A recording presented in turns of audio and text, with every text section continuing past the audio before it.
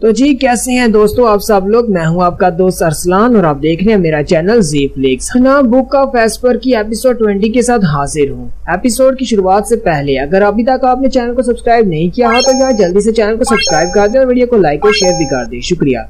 Last episode के and पे हमने देखा था कि ज़ू फैन जख्मी होने के बाद 1 महीने के बाद रिकवर करके बाहर निकलता है तो वहीं पर मिस ली आ जाती हैं और उसके लिए कुछ डिशेस बनाकर लाती हैं जो कि काफी ज्यादा अच्छी होती हैं।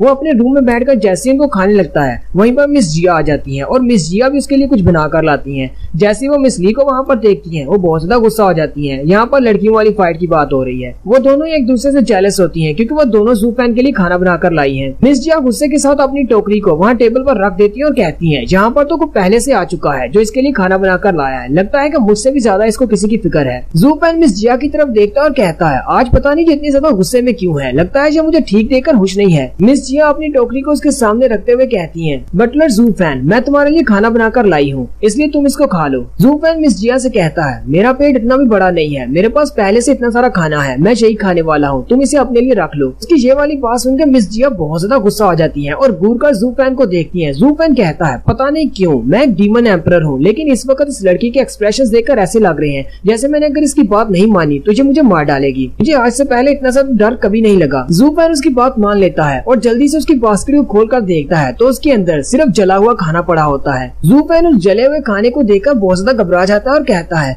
क्या ये वाला खाना भी खाने के लायक है। ज़ू फैन मिस जिया को कहता है मुझे लगता है कि मुझे वो वाला खाना खाना चाहिए जो कि चमक रहा है, शाइनी खाना। मिस जिया उसे कहती है लेकिन तुम ये दोनों भी तो खा सकते हो, दोनों को थोड़ा थोड़ा टेस्ट कर लो। मिस जिया बड़ा ही मासूम सा चेहरा बनाकर उसकी तरफ देखती है। ज़ू फैन कहता है अच्छा ठीक है मैं दोनों का टेस्ट कर लेता हूँ। मिस जिया उसकी बात सुनकर खुश हो जाती है और कहती है अच्छा ठीक है पहले मेरे वाले को टेस्ट करो। मिस ली गुस्से के साथ मिस जिया से कहती है नहीं ये पहले मेरे वाला खाएगा, मैंने तुमसे पहले से खाने के लिए दिया है। ज़ू फैन कहता है 1 महीना पहले तो ये दोनों बहुत ज्यादा अच्छी थी लेकिन अब अचानक इन दोनों को क्या हो गया है, सिर्फ 1 ही महीना तो गुजरा है। ज़ू फैन अपने हाथ में चॉपस्टिक्स पकड़कर बैठा होता है जबकि वो दोनों लड़कियां एक दूसरे को घूर घूर कर देख रही होती हैं। ज़ू फैन बहुत ज्यादा गुस्सा हो जाता है और कहता है आखिर इन दोनों के साथ मसला क्या है, लगता है किसी ने इन दोनों पर जादू कर दिया है। पक्की बात है ये जोमिंग वैली वालों ने इनके साथ ऐसा किया है। असल में डीमन एम्परर को इस दुनिया के इमोशंस के बारे में नहीं पता कि प्यार क्या होता है और जेलसी क्या होती है। जैसे कि पहली एपिसोड में मैजिक का एम्परर ने कहा था कि मेरे ऊपर मैजिक ऑफ हार्ट यानी कि दिल का श्राप है। असल में वो मैजिक ऑफ हार्ट नहीं बल्कि वो भी प्यार वाली फीलिंग है। ज़ू फैन उन दोनों से कहता है तुम दोनों झगड़ना बंद करो, जो पहले आएगा उसी का पहले खाया जाएगा। मिस ली पहले आई थी इसलिए मैं मिस ली का खाना पहले टेस्ट करूंगा।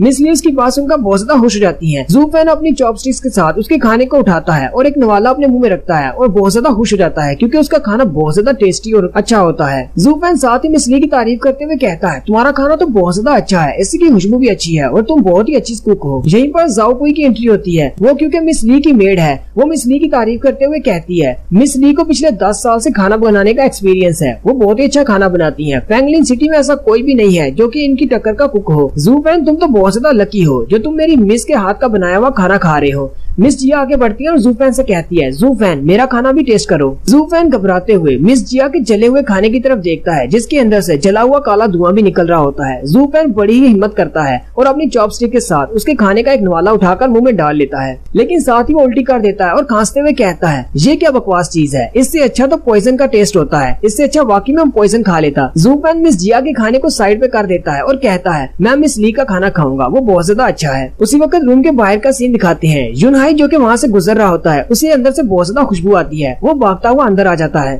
युनहाई भागता हुआ ज़ू फैन के पास आता है और कहता है बिग ब्रदर ज़ू आप तो बिल्कुल ठीक हो गए हैं और आपके पास इतना ज्यादा टेस्टी खाना भी है, क्यों ना थोड़ा सा मेरे साथ भी शेयर करें, मुझे भी भूख लगी है। ज़ू फैन उसे इशारा करते हुए कहता है पीछे रहो, अच्छा ठीक है मैं तुम्हें खाना देता हूँ। वो उसे उसकी बहन का जला हुआ खाना देकर कहता है तुम अपनी बड़ी बहन का ये वाला खाना खाओ। युनहाई उसे कहता है मैं इसका खाना क्यों खाऊंगा, मुझे पता है कि मेरी बहन बहुत बड़ी निकम्मी है, उसे तो खाना पकाना आता ही नहीं, उसे तो ये भी नहीं पता कि किचन का रास्ता किस तरफ से है। ज़ू फैन और फिर अपने भाई दोनों से बेइज्जती करवाने के बाद मिस जिया बहुत ज्यादा उदास हो जाती हैं और रोते हुए वहाँ से भाग जाती हैं। युनहाई कहता है क्या मैंने कुछ गलत कह दिया? ज़ू फैन कहता है नहीं तुमने कुछ भी गलत नहीं कहा, बस तुम्हारी बहन से कहना कि उसे कुकिंग करने की जरूरत नहीं, जिस चीज का उसे पता नहीं वो काम करना नहीं चाहिए। ज़ू फैन खाना खाने के बाद उनसे कहता है अब मैं जा रहा हूँ कियानलॉन्ग पवेलियन वालों से मिलने के लिए, तुम सब लोग यहीं पर रुको, हो सकता है कि जोमिंग वैली वाले यहाँ पर आए। ज़ू फैन के वहाँ से जाने के बाद जाओ कोई मिस ली से कहती है मिस ली आपको तो बहुत ज्यादा खुश होना चाहिए, ज़ू फैन ने आपका खाना खाया, इसका मतलब वो आपको पसंद करता है। नेक्स्ट सीन टिनियो एम्पायर के पैलेस का दिखाया जाता है जहाँ पर इनके एम्परर बैठते हैं, जोमिंग वैली के एल्डर और